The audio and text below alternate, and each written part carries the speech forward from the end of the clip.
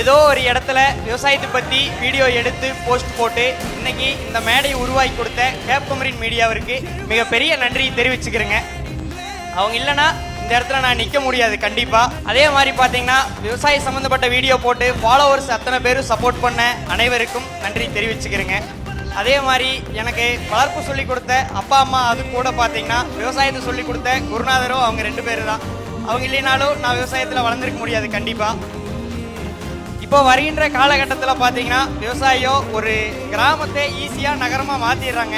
இப்போ பார்த்தீங்கன்னா ஒரு 2 மாதம் விவசாயம் பண்ணிட்டு இருக்காங்க, அடுத்த நாள் பார்த்தீங்கன்னா சைட்டை போட்டு இடத்த விற்பனை பண்ணிடுறாங்க. அப்போது இந்த மாதிரி ஒவ்வொரு இடத்துலையும் பார்த்தீங்கன்னா விவசாயம் ஈஸியாக அழைச்சிட்டு வந்துடுது.